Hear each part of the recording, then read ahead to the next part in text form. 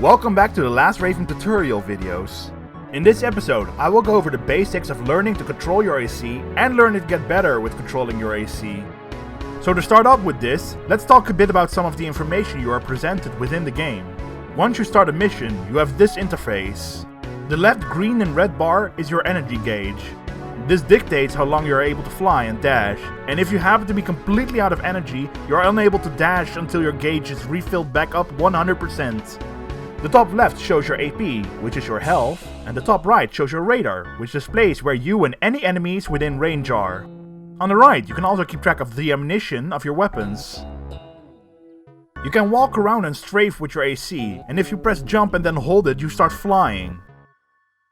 If you press forward or strafe while holding the jump button, you will instead do a ground dash. This is an extremely handy way of traveling and is your fastest way of movement. While you are dashing on the ground, you might at times want to quickly get to a higher position, but you don't want to stand still in order to get to the jumping animation. Have no fear, when you are ground dashing, double tap your jump button quickly. You will without animation start to ascend into the air. This will help you incredibly in your maneuverability. When you find an enemy, get your lockbox, which is the giant square or rectangle in front of you over the enemy. It will then lock on. A yellow lock means that if you fire, it has a high chance of missing and fires where the target is at the current moment. Whereas a red lock-on is a full lock-on, and when firing, it will predict where the target would be when your shot reaches it. This works the same for enemies trying to hit you. They need to lock onto you, and if they shoot, their shots will try to predict where you will be in your movement. This is where you can practice an advanced technique, where you can strafe into one direction and at times shift for a quick moment to the other direction.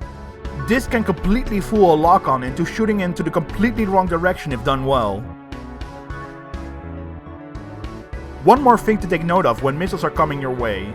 If you are, for example, strafing one direction and missiles are coming your way, wait for them to get a bit closer and suddenly strafe to the other side. The missiles tracking and movements are unable to make that sharp of a turn and usually end up hitting a wall while trying to curve back. When fighting enemies or another AC, it is best to keep your distance if you don't know how to approach it. This will allow you to be far enough to keep track of its behavior and you can learn from the experience. When you land without any sort of input, you will perform something called a hard landing. This completely immobilizes you and disallows you from moving until your AC has recovered from the landing. This can spell disaster for you if you are trying to fight another AC or boss. To avoid a hard landing, it is advised to use your booster just before landing so that the impact is absorbed and you won't have any downtime. The next thing I want to talk about is an advanced technique commonly known by the fanbase as bunny hopping. With this you are dashing forward or strafing, and you double tap your jump button during the dash to lift up.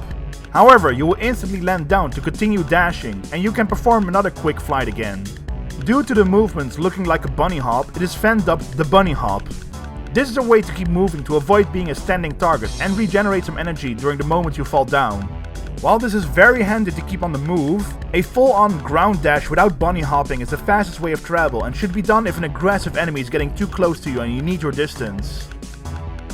An important thing you should do is to learn your surroundings a bit. Usually you can find an enemy AC in areas without any obstacles. However, at times you are forced to find an AC that has a lot of clutter in the area. If you are uncareful, this can lead to you dashing with your back against an object or wall, completely stopping you in your track and possibly getting destroyed as a result. This covers basic and advanced controls for the game and should help you on your way to becoming a better pilot. Tune in next time where I will talk about making your own AC and building it around your playstyle. Till next time, Ravens.